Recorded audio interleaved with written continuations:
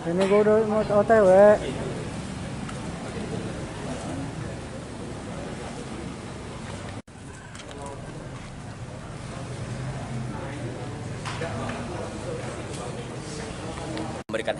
memberikan hadiah, sehingga anak ini ditanya mau hadiah apa, mau hadiah sepeda ataupun apa. Anak itu balik lagi ke Ali Jabir setelah bertanya kepada ibunya, kata anak itu mau umroh gitu.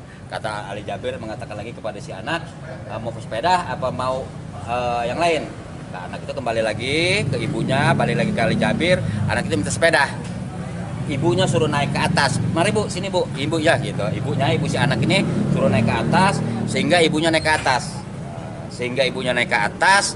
Maka Ali Jabir mengambil HP ibunya, pengen selfie. Setelah pengen selfie, ternyata HP si ibu ini memorinya penuh. Sehingga memori penuh itu, si Ali Jabir mengatakan, coba ada HP nggak, pinjam yang lain gitu. Setelah habis ngomong begitu, anak itu lari. Nah, gitu lari sehingga ya terjadi tadi itu. Penusukan itu. Di bagian mana? Penusukan sebelah mana, Pak? Sebelah kanan, tangan kanan. Oh, tangan kanan. Iya. Ya, di luar, si Ali Jabir langsung dibawa ke mobil, langsung bawa ke rumah sakit. Untuk ini Pak, identitas penusuknya siapa? Identitas penusuknya tadi itu saya nggak tahu namanya. Tapi kenal kan Pak? Nggak kenal saya. Sekarang udah tahu Pak siapa? Katanya namanya Alpin gitu.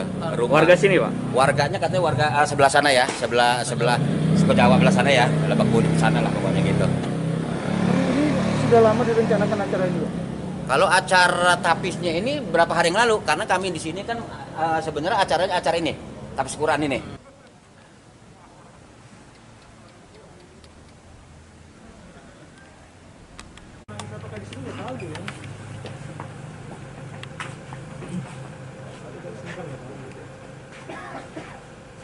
Jangan salah tanya sama Tommy.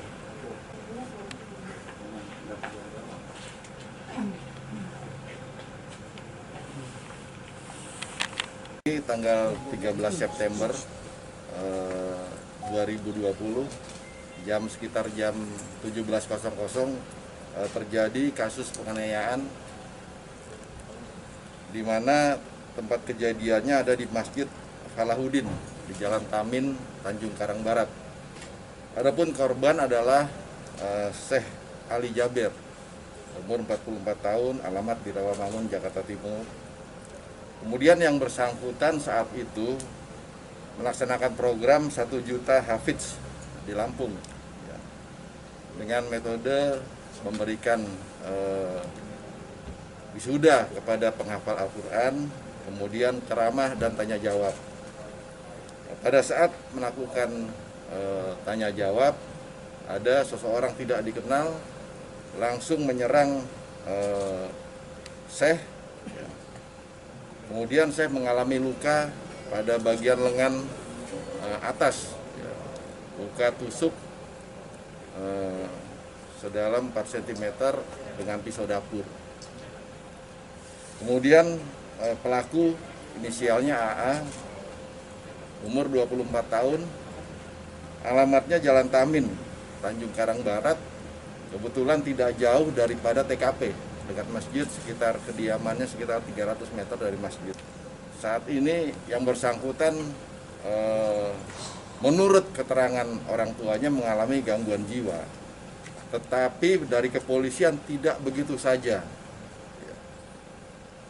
menerima penjelasan ini. Nah, sehingga dari pihak Reskrim proaktif malam ini untuk mengundang dokter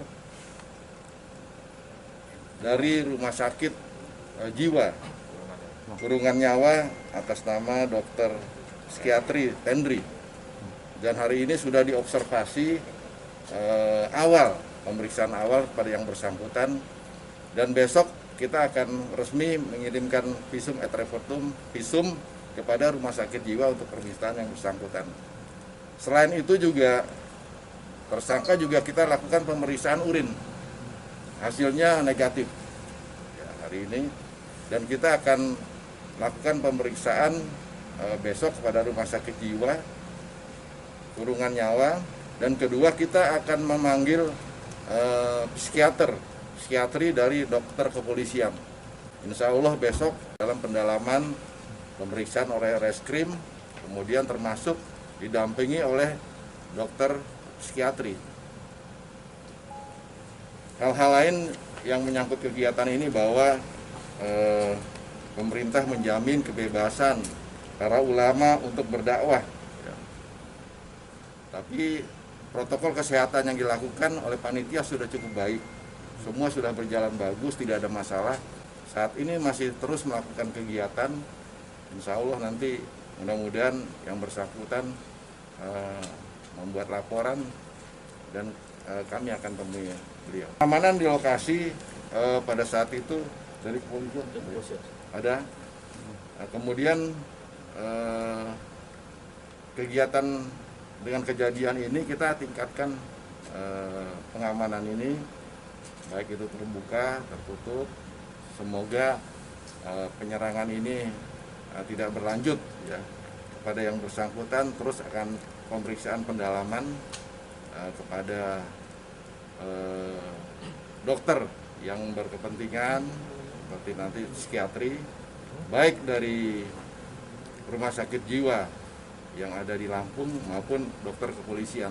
Pemeriksaan yang bersangkutan dia membawa dari rumah, mungkin sedang pendalaman oleh dokter jiwa. Untuk proses pikirnya bagus, ada tanya ada jawab. Tapi isi pikirannya yang mungkin menilai bahwa dokter psikiatri Henry mungkin ada kelainan di situ, Pak, isi pikirannya. Ada indikasi ke kelompok nggak dia, Jenderal?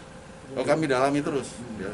Kami dalami apakah dia terlibat dalam kelompok lain.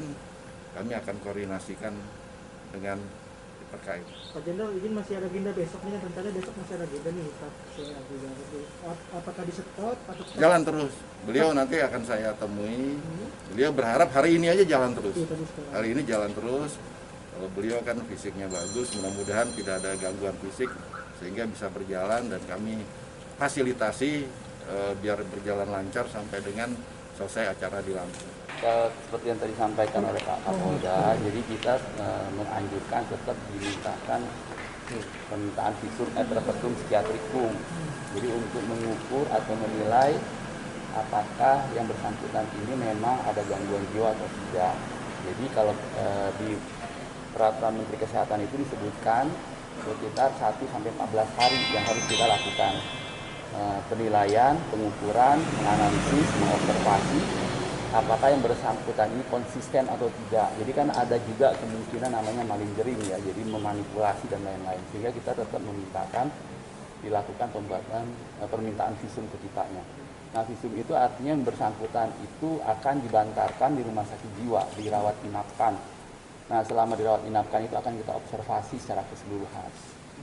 Seperti yang tadi disampaikan oleh Pak Kapolda, yang bersangkutan ini proses pikirnya dalam tanda kutip masih bisa dipahami, sehingga kalau orang yang tidak memahami diasumsikan biasa-biasa aja. Tapi perlu tetap kita nilai dari berbagai aspek, karena pikiran itu sendiri kan bukan hanya prosesnya yang kita nilai. Ada isi pikirnya, ada arus pikirnya dan lain-lain. Jadi kita tidak bisa pasti bahwa dia gangguan jiwa atau tidak. Jadi tetap harus kita observasi, termasuk konsistensi jawaban dari yang bersangkutan. Kita lihat lagi, ini kan informasi dari keluarga. Kita harus tetap melihat dulu di rekam mediknya beneran nggak ada nama yang bersangkutan. Kalau dari komunikasi awal seperti apa terhadap terduga pelaku ini?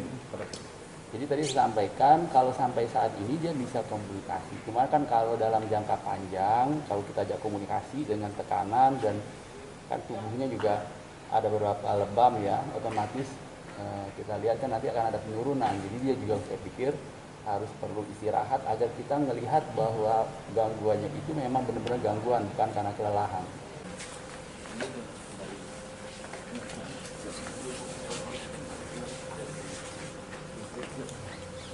Oke, ya.